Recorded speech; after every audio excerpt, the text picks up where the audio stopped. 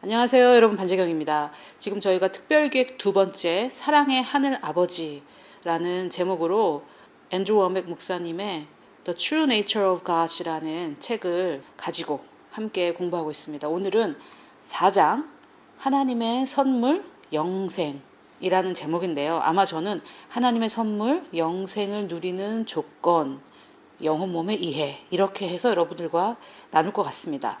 여러분들이 아시는 분들은 아시겠지만 저는 2009년에 콜로라도에 있는 캐리스 바이블 칼리지라는 곳에 가서 3년간 공부를 했는데요.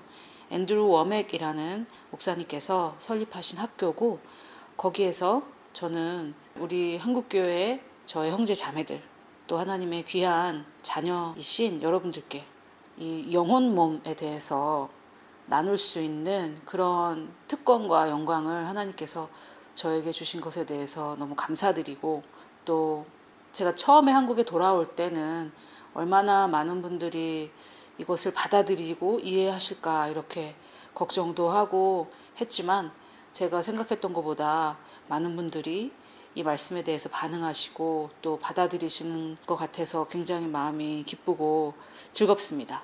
제가 사역을 하는 목적은 제가 이 신앙생활을 통해서 하나님 말씀을 배워가는 과정 속에서 겪었던 여러 가지 혼란과 어려움, 이런 것들을 많이 잠잠하게 해준 하나님 말씀의 귀한 계시들을 여러분들과 나누어서 여러분들도 제가 알게 된 이런 자유함과 또 말씀이 주시는 이 자유함 속에서 기쁨과 또 활력과 속박에서 벗어남과 이 모든 것들을 여러분들이 함께 누리시기를 바라는 마음에서 여러분들과 함께 말씀을 나눕니다. 제가 먼저 잠깐 기도하고 말씀을 계속해서 나누겠습니다. 아버지 하나님, 감사합니다. 주님, 오늘 전달하는 이 말씀에 주께서 기름 부으심이 함께 하셔서 많은 분들의 멍에와 속박이 끊어지고 원수 마귀의 거짓이 완전히 사라져서 진리를 알고 그 알게 된 진리가 많은 분들을 자유케 하는 그런 시간이 되기를 원합니다. 예수님의 이름으로 기도드렸습니다. 아멘. 자, 오늘은 이 영혼 몸을 이해하는 것을 통해서 하나님의 선물인 이 영생을 누리는 것에 대해서 말씀을 드린다고 했는데요. 이 영생이라는 이 단어가 우리가 얼마나 참 많이 오해하는지 모르겠습니다. 영생은 영원히 사는 것이 아닙니다. 왜냐하면은 어떤 누구도 영원히 살지 않는 사람은 없습니다.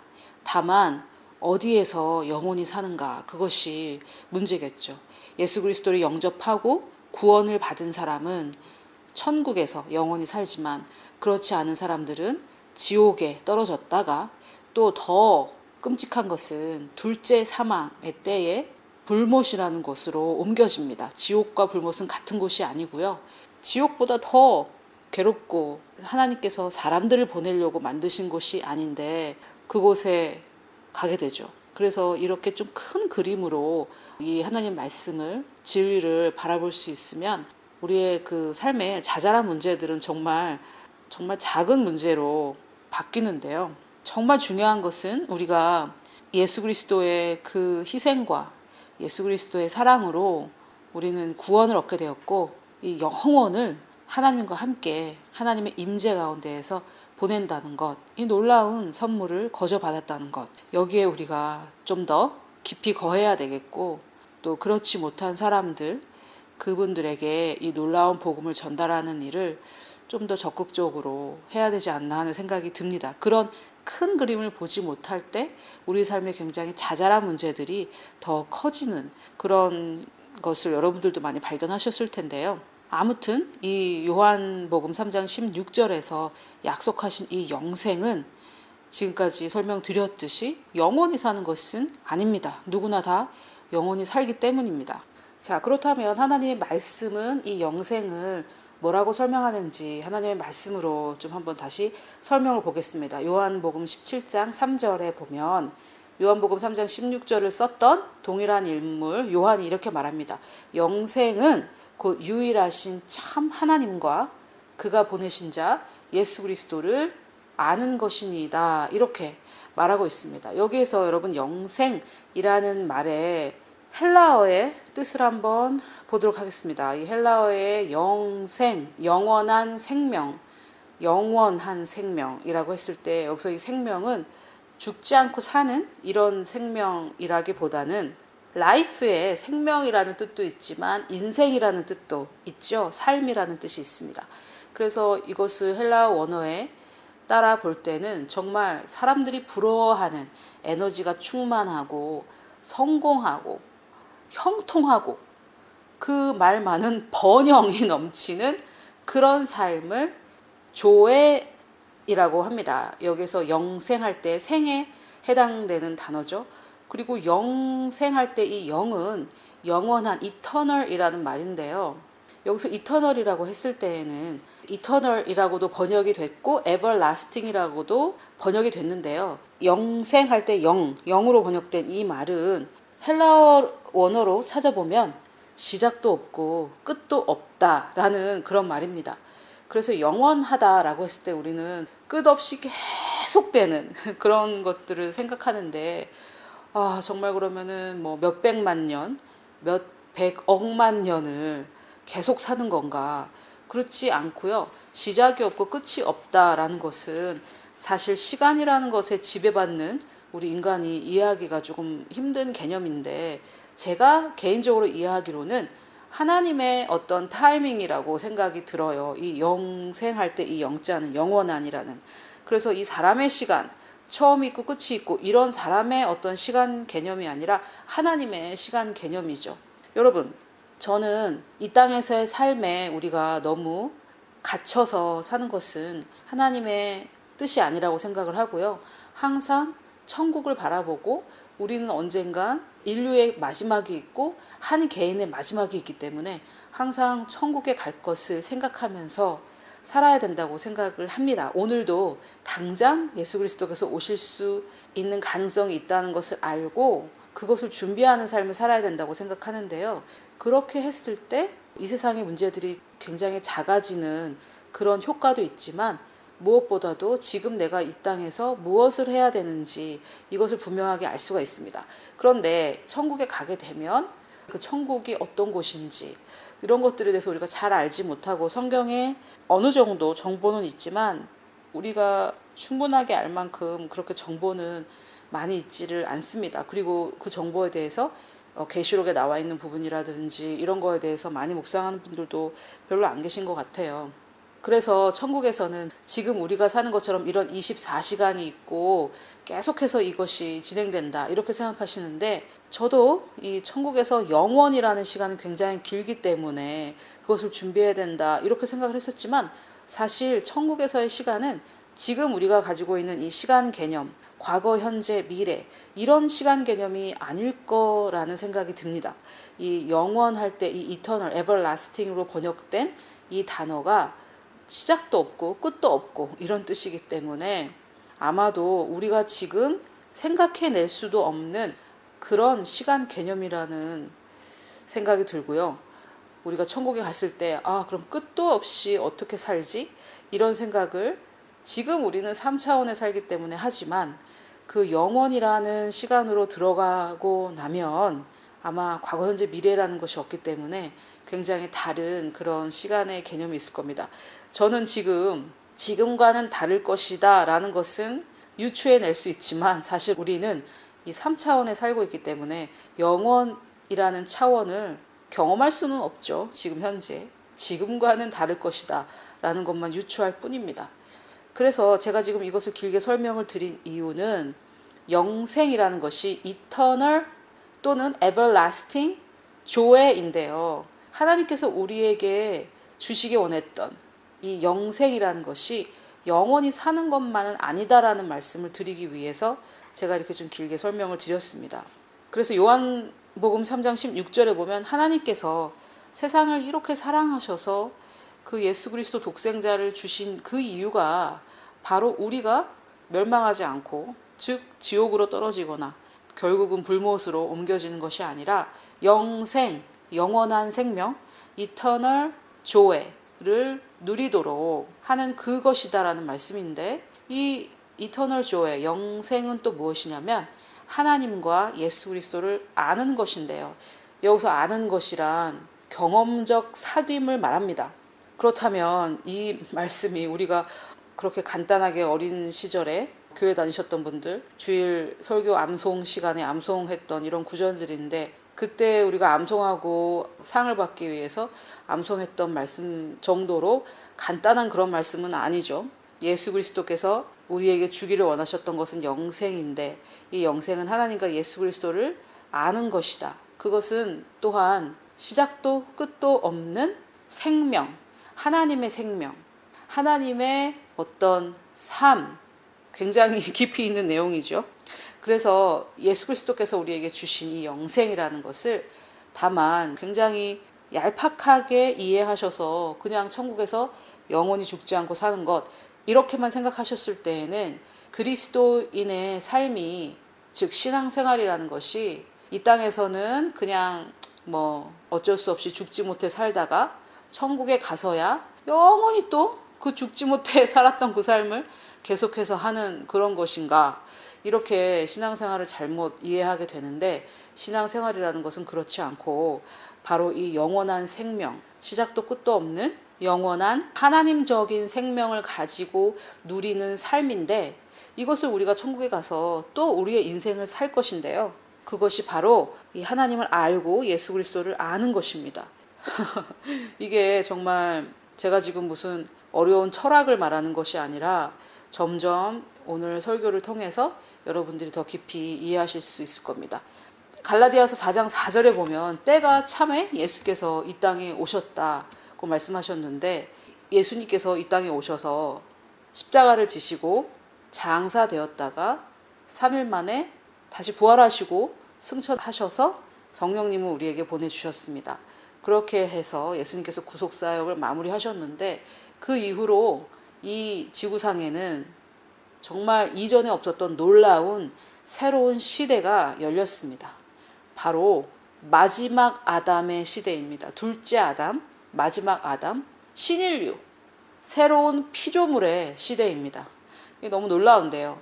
이 첫째 아담, 창세기에서 하나님께서 만드셨던 첫째 아담이 죄를 짓고 또 그 죄가 모든 인류에게 이어져 내려온 것처럼, 이제는 그 첫째 아담의 시대를 끝을 내고 십자가에서 끝을 내셨고, 부활을 통해 둘째 아담의 시대를 예수 그리스도께서 시작하셨고, 우리의 정체성은 바로 이 둘째 아담의 정체성이며, 이 둘째 아담이란 부활하신 예수 그리스도, 즉 새로운 피조물이십니다. 이것에 대해서 조금 더 설명을 해보겠습니다. 자, 그리스도인이란 어떤 사람들인가 하면 부활을 믿는 사람들인데요. 이 로마서 10장 9절 10절 전도할 때 굉장히 기본적으로 쓰이는 그런 구절인데, 제가 한번 읽어보겠습니다. 내가 만일 내 입으로 예수를 주로 시인하며 또 하나님께서 그를 죽은 자 가운데서 살리신 것을, 무엇을요? 하나님께서 예수 그리스도를 죽은 자 가운데서 살리신 것, 즉 부활이죠. 이것을 내 마음에 믿으면, 머리로 이해하거나 어떤 지적인 동의가 아니라 내 마음에 믿으면 구원을 받으리라, 이렇게 말씀하고 계십니다. 여기서 또 구원으로 번역된 이 소테리아라는 단어는 헬라어고요. 이 구원의 히브리어는 예슈아, 즉 예수님의 이름입니다. 그래서 예수님의 이름 그 자체가 바로 구원이십니다. 히브리어로요. 그래서 우리가 구원을 받는다, 예수님을 영접할 때 구원을 받는다는 것은 예수 그리스도의 이름이 바로 구원이라는 뜻이기 때문인데요. 여기서 이 구원이란 또 우리가 어떻게 편협하게 생각을 하고 있냐면, 죽어서 지옥 가지 않고 천국 가는 것, 이렇게만 생각을 합니다.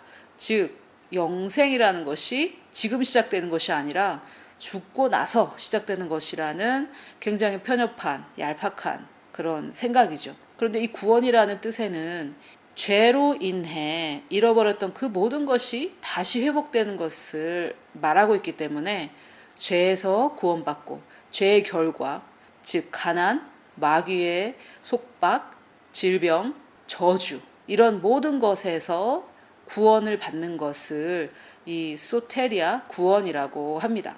그래서 우리가 부활을 마음에 믿을 때 하나님께서 예수님을 죽은 자 가운데서 살리신 것을 내 마음에 믿을 때 다만 지옥에 가지 않는 구원만 받는 것이 아니라 그것을 믿을 때 각 영역에 그것을 믿을 때 우리의 재정도, 우리의 건강도, 우리의 인간관계 문제, 마귀가 괴롭히는 이 모든 것들의 문제도 우리 마음의 부활을 믿을 때 이 모든 것들이 구원이 풀어져 나간다는 것입니다. 그래서 10절에 사람이 마음에 믿어 의에 이르고 우리 마음에 믿어서 의에 이르고 입으로 시인하여 구원에 이른다. 그래서 우리가 마음에 믿고 입으로 말하는 것 이것이 굉장히 중요합니다. 여기서 시인한다 라고 번역된 이 단어는 시인이라고 번역됐지만 confess 영어로는 confess이기 때문에 고백입니다. 고백. 그래서 우리가 뭐 말씀을 고백한다라고 했을 때 이게 바로 그 단어인데요. 시인한다. 이 시인 또는 고백으로 번역된 이 단어는 같은 말을 하다. 즉 내가 내 마음에 믿는 것과 같은 말을 한다라는 그런 뜻입니다. 그래서 먼저 마음에 믿는 것이 중요합니다. 자, 그래서 이 우리가 부활을 믿으면 구원을 받는데 내 안에 하나님의 영이 들어오셔서 새로운 피조물이 됩니다. 누구든지 죄를 지었던 사람이든 어떤 사람이든 남자든 여자든 누구든지 어느 나라 사람이든 그리스도 안에 있으면 새로운 피조물이라 이전 것은 지나갔으니 보라 새 것이 되었도다. 여기에서 보라 모든 것이 새 것이 되었도다 라고 번역하는 번역본도 있고요. 18절에 보니까 모든 것이라고 바로 이렇게 나와 있습니다. 그래서 보라 모든 것이 새 것이 되었는데 그 모든 것이 어디에서 나왔나? 모든 것이 새 것이 되었다. 그 모든 것은 무엇인가? 18절에 보니까 모든 것이 하나님께로서 났으며 그래서 내 안에 새롭게 된 그 모든 것, 내 안에 새로운 피조물로서 갖게 된 이 모든 새로운 것들은 하나님께로부터 온 것이기 때문에 흠도 없고 점도 없고 거룩하겠죠. 그가 그리스도로 말미암아 우리와 자기를 화목하게 하시고 십자가를 통해서 죄가 사해졌기 때문에 그리스도를 통해서 우리가 하나님과 화해하고 이제는 화목하게 됐다는 말입니다. 또 우리에게 화목하게 하는 직분을 주셨다. 이렇게 말씀하고 있습니다. 그래서 이 새로운 피조물이라고 했을 때 참 저도 사실 3살부터 교회를 다녔지만 이 새로운 피조물이 도대체 뭔지 정말 그냥 감상적인 어떤 그런 표현인가 뭐 자세히 설명해 주시는 분들도 없었고 그랬는데요. 이 새로운 피조물이란 이 영혼 몸을 이해하지 못하면 참 이게 굉장히 개념이 어려워지고 굉장히 혼란스러워지는 그런 부분인 것 같습니다. 그래서 제가 지금부터 영혼 몸에 대해서 조금 설명을 드릴 텐데 한 사람이 거듭나면 그 사람의 영이 완전히 새로운 피조물로 변화가 되는데요. 그 다음에는 우리의 혼이란 우리의 생각, 감정, 의지, 보통 지정의라고 하는 부분인데요. 그 부분과 또 양심까지 성경에서는 악한 양심에서 착한 양심을 가지라고 말하기 때문에 이 4가지 부분이 하나님의 말씀에 합당하게 변화되는 것, 그것이 우리 혼의 구원입니다. 혼의 구원은 완성되지 않았습니다. 여러분, 뭐 너무 당연하죠. 자기 자신을 보면 알 수 있고 나는 그런 대로 괜찮은데요? 이렇게 생각하시는 분들은 뭐 그것부터가 잘못된 생각이기 때문에 혼의 구원을 이루지 못했다는 증거겠지만 주변에 정말 많은 그리스도인들을 보면 혼의 구원이 완성된 사람이 없다는 걸 알 수 있습니다. 그래서 바울도 빌립보서에서 항상 복종하여 두렵고 떨림으로 너희 구원을 이루라는 말을 하는데 제가 이 영혼 몸을 몰랐을 때는 아니 도대체 이 구원이 예수님께서 다 나한테 주신 게 아니었나 또 내가 구원을 이뤄가야 하나 이렇게 생각을 했었는데 여기서 빌립보서에서 말하는 것은 혼의 구원이죠. 영의 구원은 새로운 피조물이 됨으로 완성이 됐고 우리의 혼은 계속해서 성화되어 가는 것입니다. 혼의 구원 이런 단어가 귀에 거슬리시는 분들은 성화 우리 혼이 점점점 거룩해져 가는 것 성화되어 가는 것을 말합니다. 또 혹시 오늘 처음 저의 말씀을 들으시는 분들은 영혼 몸이 뭐냐 3분설 아니냐 이렇게 생각이 되신다면 우리가 하나님의 말씀을 무슨 신학이나 교리를 통해서 접근하는 그런 생각들을 이제는 내려놓으시고 하나님 말씀을 그대로 보셔야 됩니다. 데살로니가 전서 5장 23절에 보면 평강의 하나님이 친히 너희를 온전히 거룩하게 하시고 여기서 거룩하게 하신다라는 이 말씀이 바로 sanctify, 즉 성화입니다. 성화. 실제로 성경에는 성화라는 단어는 없더라고요. 한국어로는. 그런데 이 거룩하게 하다라고 번역된 부분이 바로 성화하는 것입니다. 그래서 평강의 하나님이 친히 우리를 온전히 거룩하게 성화시켜 주시는데 우리의 온, 여기서 이 온이라는 단어는 영혼 몸 전체 다라는 뜻입니다. 영만 꾸며지는 것이 아니고요. 이 단어의 순서 때문에 그런데 영혼 몸 전체 다 우리 주 예수께서 강림하실 때까지 흠없이 보존되기를 원한다. 하나님께서 우리를 거룩하게 성화시켜 주시는데 어느 부분을 성화시켜 주시냐면 영혼 몸을 전체 다 온전하게 성화시켜 주셔서 예수 그리스도께서 강림하실 때에 흠없게 보존되기를 원한다. 이렇게 얘기하고 있으면서 영혼 몸을 구분했습니다. 바울이 이렇게 영혼 몸을 구분하였고요. 또 히브리서 분명한 저자는 우리는 알 수 없지만 대부분 다 바울이라고 생각을 하고 있는데 아무튼 4장 12절에 보면 하나님의 말씀은 살아있고 활력이 있어 좌우의 날선 어떤 검보다도 예리하여, 여기까지 우리가 하나님의 말씀은 정말 좌우의 날선 검보다 예리하다, 운동력 있다 막 이렇게 말하지만 그래서 하는 일이 뭡니까?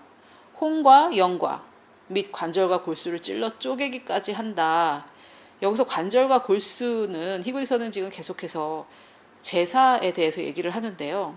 이스라엘 백성들이 제사를 지냈던 때를 생각을 하는 거죠. 그래서 그때 제사장들이 제물을 다 쪼개서 제사를 지내고 고기는 따로 기름은 따로 이렇게 분리를 해야 되는데 그때 관절과 골수를 쪼개는 그런 칼들이 굉장히 예리했을 건데 그것을 비유하면서 말합니다. 여기에 혼과 영과 및 할 때 이 밋이라는 단어는 곧 이렇게 번역할 수도 있습니다. 그래서 지금 제사의 제도에 대해서 얘기하면서 제사의 그 제물들을 부분 찔러 쪼개던 그 칼이 그렇게 날카로웠던 것처럼 하나님 말씀은 우리의 영과 혼을 찔러 쪼개서 분리를 하신다 이 말입니다. 그래서 하나님의 말씀이 혼과 영이라고 이렇게 구분해서 말씀하고 계시고 히브리서 4장 12절과 데살로니가 전서 5장 23절 두 구절에 영혼 몸을 구분하고 있기 때문에 이 영혼 몸을 우리도 구분해야 되는 게 합당하고요. 몸과 혼은 각각 다른 존재라는 것은 우리는 다 알죠. 우리 몸은 몸이고 혼은 혼이다 이렇게 알고 있는데 영과 혼을 날카롭게 잘 구분하는 이런 것이 굉장히 우리 한국 교회는 새로운 개념이고 너무 새롭다 보니까 하나님 말씀에 분명히 이렇게 나와 있는데도 삼분설이라고 하면서 뭐 제가 생각할 땐 두려운 마음에 거절하는 것 같은데 지금 여러분이 보셨듯이 말씀에 이렇게 분명하게 나와 있으니까 안심하시고 이 영혼 몸에 대한 진리를 배우시기를 바랍니다. 자, 그래서 영혼 몸을 몰랐을 때는 거듭나고 나서 잠시 감정적인 어떤 감격과 변화는 있었지만 삶의 변화, 어떤 열매 없는 자기의 모습을 보면서 굉장히 실망하고 또 혼의 어떤 구원, 즉 성화를 굉장히 수동적으로 하다 보니까 결국은 전도하는 일만 할 수밖에 없고 그리스도인은 나의 지금 혼의 구원은 나의 책임이라는 것을 모르기 때문에 다른 사람의 구원에 대해서만 생각하면서 그냥 전도에만 집중하고 제자 양육이나 자기의 성장은 뒷전이 되는 그런 결과를 많이 낳게 되는데요. 그것이 바로 영혼 몸에 대한 이해가 없었기 때문이고 그러다 보니까 전체적인 이 성도들의 수준이 굉장히 떨어질 수밖에 없는 결과를 낳지 않았나 하는 생각을 하게 됩니다. 우리가 겉으로 보이는 것은 영이 아니라 우리의 혼이 겉으로 드러나 보이는 것인데 우리의 영은 하나님의 영을 받아 완전해졌다고 해도 우리의 혼의 상태는 굉장히 엉망진창입니다. 처음 거듭났을 때 우리의 혼은 정말 엉망진창인데 그것을 새롭게 하지 못하고 그 자리에 그대로 두고 또 말씀에서 배우는 나의 정체성은 너무 놀라운 정체성이니까 그 사이에 그 갭을 견디지 못해서 정말 별로 좋지 않은 결과를 낳았던 것이죠. 저는 우리 대한민국 성도들이 이제는 성숙할 시점이 왔다고 생각합니다.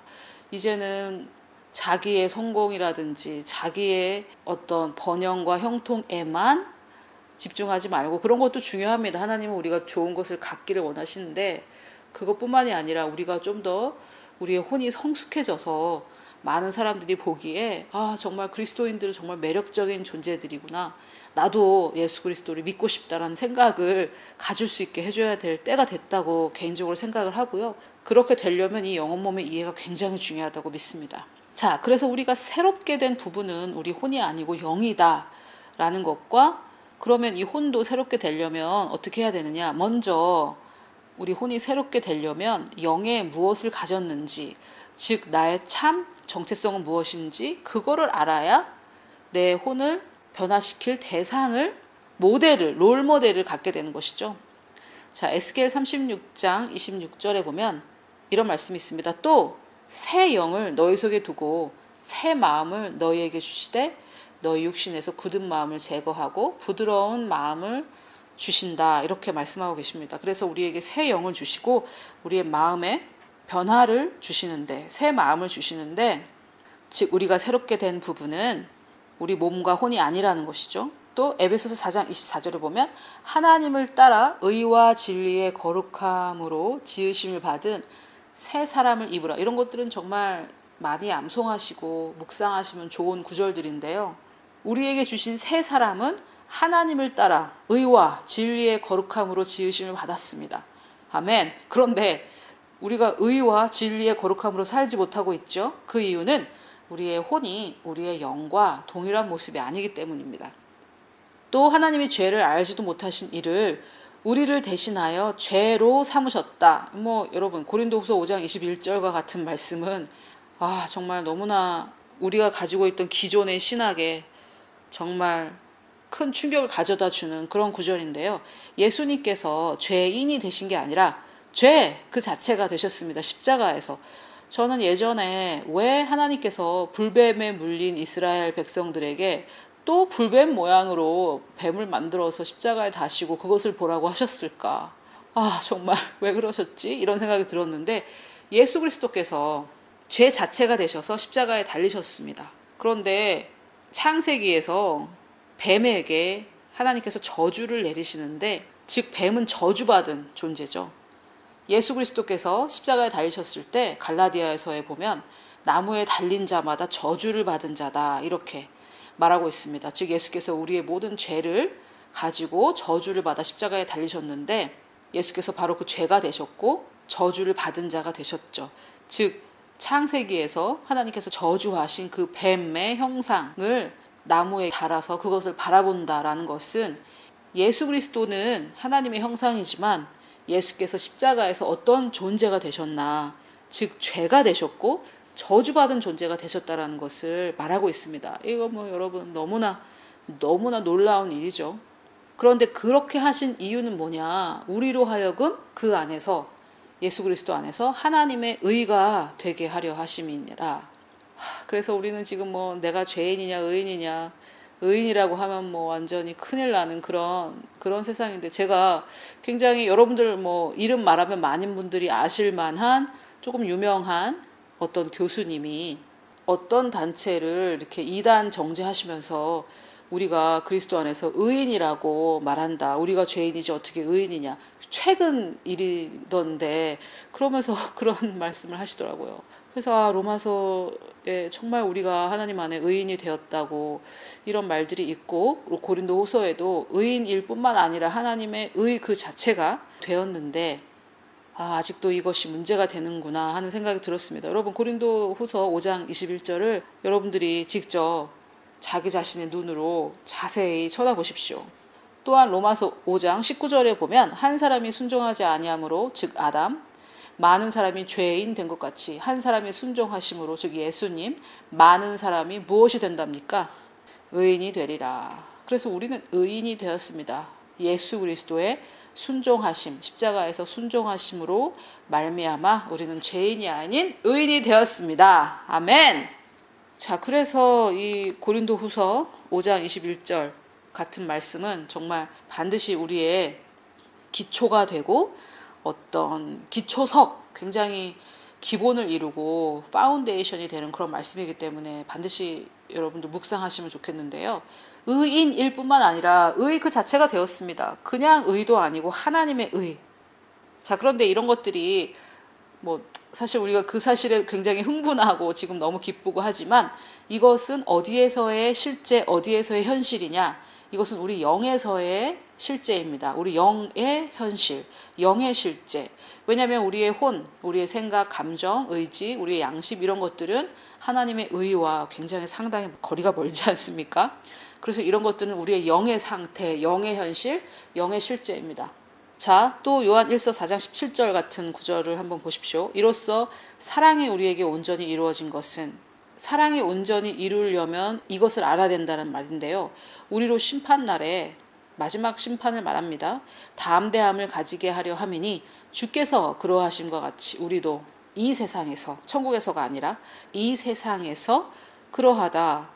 즉, 이 세상에서 우리가 주님과 동일하다라는 말인데 이것도 어떤 부분이 동일합니까? 예수님은 죄가 없으셨고 그래서 이 주께서 그러하신과 같이 우리도 이 세상에서 그러한 부분은 우리의 영입니다. 제가 이 영혼 몸을 몰랐을 때도 이 말씀을 깨닫고 정말 제 신앙에 혁명이 일어났었는데 그때는 제가 영혼 몸을 몰랐기 때문에 당연히 예수 그리스도와 내가 동일하지 않다는 것을 알았고 하나님께서 나를 그렇게 봐주시는구나. 예수 그리스도와 동일하게 봐주시는구나.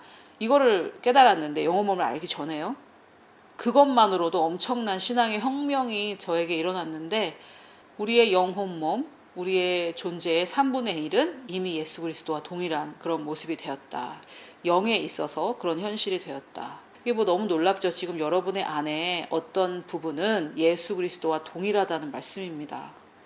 뭐 너무 놀랍죠. 예수께서 이 땅에서 하신 일들을 생각해 보시면 그 능력이 지금 내 안에 어딘가 있다는 말입니다. 동일한 분량으로, 동일한 모양으로 지금 내 안에 있습니다. 요한일서 3장 9절을 보면 하나님께로부터 난 자마다 죄를 짓지 아니한다.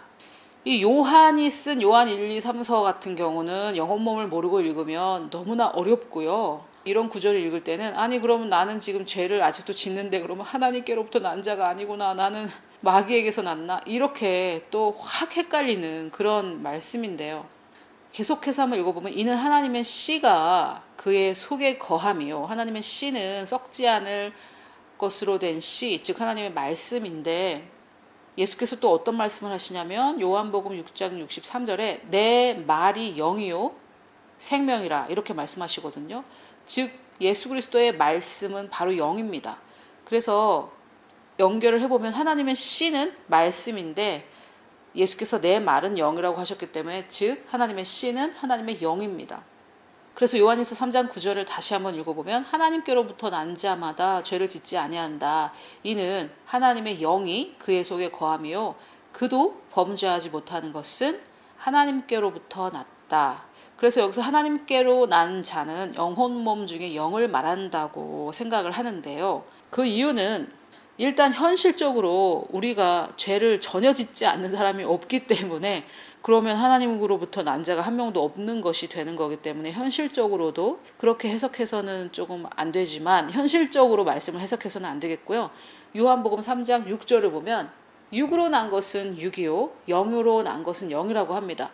이게 육에서 난 것은 육이고 영에서 난 것은 영이라는 말씀인데 NIV에도 더 차후에 발견된 사본을 번역한 영어 성경 NIV에도 육은 육을 낳고 영은 영을 낳는다 이렇게 번역이 되어 있습니다. 그렇다면 내 육은 육에서 났죠. 엄마라는 그런 육신에서 났지만 내 영은 어디에서 났다는 말입니까? 하나님이라는 성령이라는 그 영에서 났다 이 말이죠. 그래서 하나님께로부터 난 나의 부분은 어디가 되겠습니까? 영이신 하나님께로부터 난 내 안의 부분은 어디입니까? 영혼 몸 중에 바로 영이겠죠. 그래서 하나님께로부터 난 내 부분은 영인데 내 영은 죄를 짓지 않는다라는 말입니다. 그 이유는 하나님의 씨, 즉 하나님의 말씀, 즉 하나님의 영이 내 안에 거하는데 그 영은 범죄하지 못한다. 이유는 하나님께로부터 났습니다. 여러분 영혼 몸으로 이해하니까 너무 쉽지 않습니까? 우리 영혼 몸 중에 내 혼이 결정을 해서 내 혼이 자유의지로 죄를 짓기로 결정을 해서 대부분 죄는 여러분 자유의지로 결정을 해서 짓는 겁니다. 실수라는 것은 없습니다. 내 의지로 결정을 해서 내 몸이 순종을 해서 짓는 게 죄인데요. 그런 과정에도 내 영은 그 죄에 참여하지 않는다라는 말씀입니다.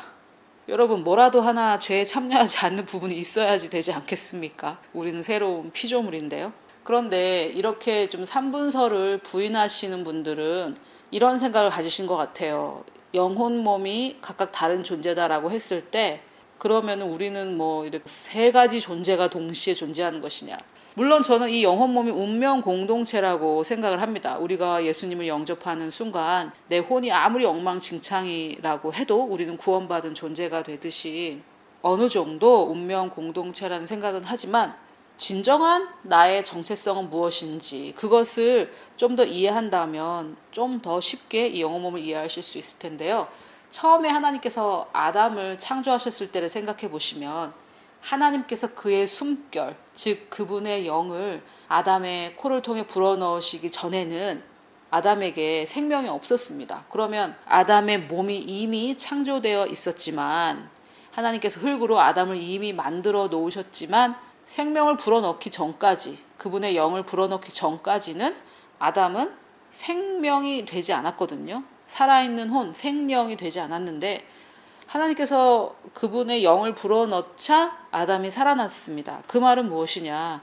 아담의 진짜 정체성은 그의 몸이 아니라 그 몸으로 들어간 하나님의 영이라는 것을 우리가 알 수 있죠.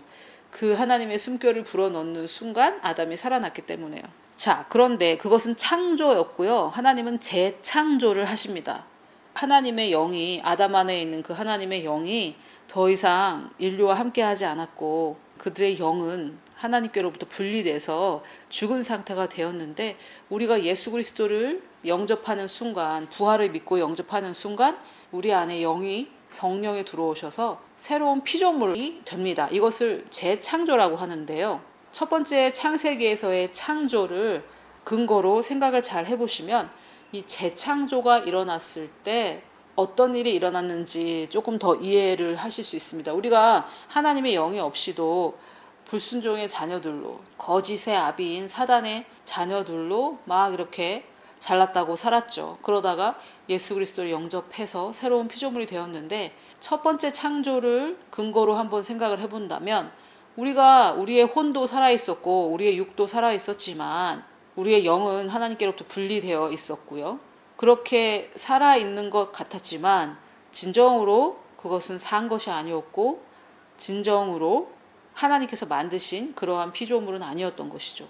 그렇지만 우리가 예수님을 영접하는 순간 내 안에 성령이 들어오셔서 내주하시는 그것이 바로 하나님께서 아담에게 생명을 불어넣은 그 장면과 비슷한 경우라고 생각을 해보시면 그 재창조 시에 내 안에 들어온 이 하나님의 영, 그리스도의 영이, 즉 성령, 내 안에 들어오신 이 성령, 나의 영이 바로 나의 참된 정체성이라는 것을 알 수 있습니다. 그것이 바로 진짜 나라는 것을 알 수 있습니다. 여러분 이해가 되고 계십니까? 아담이 몸이 다 만들어졌지만 그래도 그냥 시체처럼 누워 있었다가 하나님께서 영을 불어넣으시자 그가 살아났다라는 것은 아담의 정말 참 정체성은 그 몸 안에 있었던 하나님의 영, 하나님의 숨결이었듯이 우리가 거듭나고 내 안에 영이, 하나님의 영이, 그리스도의 영이 들어오셨는데 내가 영혼 몸으로 구성되어져 있는 존재이지만 진짜 나의 정체성은 여기에서 영이다라는 것을 알 수 있습니다. 또 조금 다른 방향으로 설명을 드리자면요. 우리의 영은 구원이 완성되어 있고 우리의 영 안에는 이미 완벽함이 있습니다. 예수 그리스도의 완벽함이 있고요. 천국에 가서 더 발전될 것도 없고 더 좋아질 것도 더 성화될 것도 없는 이미 완벽한 상태입니다. 그러나 우리 혼은 예수 그리스도를 만나는 순간 완전하게 성화되어서 그분이 나를 알듯이 내가 그분을 알게 됩니다. 즉, 내 혼이 완전해진다는 것이죠. 그래서 그 성화를 이 땅에서 내가 육신을 가지고 있는 동안은 100% 완벽하게 할 수 없습니다. 어떤 사람은 10%만 하고 어떤 사람은 90%까지 할 수 있겠죠. 하지만 100%는 다 할 수 없습니다. 우리가 이 육신에 갇혀 있기 때문에. 그런데 우리의 혼은 마지막에 예수 그리스도를 만났을 때 100% 성화를 이루게 될 것이라면 지금은 완벽해지지 않은 상태이기 때문에 이 혼이 나라고 볼 수가 없는 거죠. 곧 변하게 될 거니까요. 이해가 되시죠? 우리 몸은 또 어떻습니까? 우리는 예수 그리스도를 공중에서 만나거나 또는 우리가 그 전에 먼저 천국에 갔다가 나중에 예수께서 재림하신다고 해도 어쨌든 그 부활이 일어나는 그 순간에 우리의 몸은 새 몸이 됩니다. 이 썩을 것이 썩지 않을 것을 받게 됩니다. 그러면은 그때 또 100%이 몸이 변하겠죠. 몸은 점점 성화하지 않고요. 점점 지금 후퇴해 가고 있죠. 더 안 좋아져 가고 있습니다. 우리의 혼은 내가 새롭게 하는 만큼 새로워질 수 있고 내가 그냥 냅두는 만큼 더 엉망진창이 돼갈 수 있습니다. 하지만 우리의 몸은 점점 더 나아지진 않죠. 더 젊어지진 않잖아요. 더 건강해질 수는 있겠지만 이미 가진 건강을 잘 사용하는 것이지 점점 우리 몸이 더 진화한다든지 더 젊어진다든지 하지는 않습니다. 그래서 우리의 혼은 예수 그리스도를 만나는 순간 완전해질 것이고 또 그때까지 계속해서 오늘보다 내일이 내일보다 모레가 더 좋아지게 계속 생각을 새롭게 하면서 좋아질 거기 때문에 지금 이 상태, 내 혼의 상태는 내가 아닙니다. 그리고 우리의 몸은 어떻습니까? 지금 이 몸은 완전히 다 죽고 이 죽은 썩어질 것이 새 것으로 완전히 변한다고 했습니다. 그래서 우리의 몸도 내가 아니죠. 그래서 이런 말들을 많이 하는데요. 우리는 영이고 혼을 가지고 있으며 이 몸 안에 살고 있다. 이런 표현을 쓰는데 즉 내 참된 정체성은 나의 영이라는 것이죠. 이건 뭐 너무나 생소한 말처럼 들리기도 하고 영이라는 게 우리의 혼이나 우리의 몸으로 느껴지는 것이 아니기 때문에 믿음으로만 접속되는 것이기 때문에 생소하게 느껴지실지도 모르겠지만 제가 말씀을 다 보여드렸으니까 이 말씀에 근거해서 생각을 해보시면 좋겠고 이것을 아는 것이 굉장히 중요합니다. 자, 그래서 이 우리의 영의 상태를 제가 몇 가지 구절을 통해서 말씀을 드렸는데 한 가지만 더 보여드리겠습니다. 히브리서 10장 10절부터 한번 읽어보면 이 뜻을 따라 예수 그리스도의 몸을 단번에 들이심으로 말미암아 우리가 거룩함을 이미 얻었습니다. 영원한 거룩함을 이미 얻은 부분은 우리의 영이고요. 제사장마다 매일 서서 섬기며 자주 같은 제사를 드리되 옛날에 이스라엘의 제사 제도를 말합니다. 이 제사는 언제나 여기서 언제나는 영원히로 번역을 해도 좋았을 텐데요. 영원히 죄를 없게 하지 못하였거니와 오직 그리스도는 죄를 위하여 한 번에 영원한 횟수로는 한 번, 효과는 영원히 지속되는 제사를 드리시고 하나님의 우편에 앉으셨습니다. 할렐루야. 더 이상 일하지 않으십니다. 이 제사장들은 서서 섬겨요. 왜냐하면 일이 끝이 나지 않으니까. 하지만 그리스도께서는 서 계시지 않고 앉으셨습니다. 스데반을 맞이하실 때 한 번 쓰셨고 앉아 계십니다. 자, 여러분 이게 무슨 말이냐면 이제 더 이상의 제사는 필요가 없다라는 말입니다. 더 이상의 죄 사함을 위한 제사는 필요가 없다는 말인데 이것이 그러면 회개할 필요가 없다는 말인가? 이게 바로 영혼 몸에 대한 이해가 없기 때문에 나온 말인 것 같은데 이 영혼 몸에 대해서 얘기하면서 회개할 필요가 없다. 우리가 또 회개하는 것은 예수 그리스도를 십자가에 또 못 박는 행위다라고 말하는 집단이 있지요. 저는 사실 직접 들어본 것은 아니기 때문에 제가 뭐라고 이렇게 말씀드릴 수는 없지만 일단 회개할 필요가 없다라는 말은 잘못된 말입니다. 회개의 참된 뜻은 change of the mind거든요. 즉 생각을 새롭게 하는 것이 바로 회개입니다. 우리가 생각하는 회개는 뭡니까? 주님 잘못했습니다. 이러고 막 미안해하면서 울고불고 하지만 생각은 안 바꾸고 똑같은 행동을 또 그 다음에 하고 또 그 다음에 하고 뭐 이런 거죠. 물론 우리 영이 완벽해졌다는 것을 모르기 때문에 내가 능력이 있다는 것을 모르기 때문에 그럴 수밖에 없는 어떤 속박에 갇혀 있을 수도 있겠지만 아무튼 어쨌든 그것은 진정한 회개가 아니고 진정한 회개의 참 뜻은 원어에 보면 change of the mind입니다. 그래서 내가 내 생각을 바꾸고 이것은 잘못이었네. 내 안에는 이런 능력이 있는데 나는 의로운 사람인데 이렇게 하면 안 되지 하고 생각을 바꾸고 거기에 죄 고백이 포함될 수 있죠. 하나님 정말 잘못했습니다. 제가 이것은 정말 저의 잘못된 생각이었고 저의 죄였고 저는 틀렸고 하나님이 옳으십니다. 제가 제 힘으로는 변화될 수 없지만 하나님께서 도와주시면 변화되길 원합니다. 이렇게 하는 게 회개인데 이게 바로 성화, 혼의 구원이기 때문에 매일매일 해야 됩니다. 그래서 여러분 영혼 몸을 말하면서 회개는 할 필요가 없다 이렇게 말하는 것은 성경에 대한 잘못된 이해고요. 우리는 계속해서 회개를 해야 되고 진정한 의미의 회개를 해야 되고 그것이 바로 성화하고 그것이 바로 생각을 새롭게 하는 것이고 그것이 바로 혼의 구원을 이루어가는 것입니다. 자, 그런데 이걸 알아서 그러면 우리는 무엇을 하냐 이것입니다. 이걸 알아서 영혼 몸이라는 것을 알아서 영혼 몸 중에 영은 이제 하나님과 동일하게 거룩해졌고 혼은 매일매일의 회개를 통해 즉 생각을 새롭게 함을 통해 혼은 계속 성화되어져 가야 되고 몸은 우리가 잘 관리해야 됩니다. 성령이 거하시는 곳이기 때문에 우리 몸은 잘 관리해야 되지만 이 몸은 결국은 썩어질 것입니다. 그래서 이 영혼 몸을 알아서 뭘 하려고 하는 것이냐, 이걸 왜 알아야 되는 것이냐, 이것을 알아야 우리가 하나님과 정말 참된 교제, 즉 예수 그리스도께서 우리에게 주기를 원하셨던 영생을 누리게 됩니다.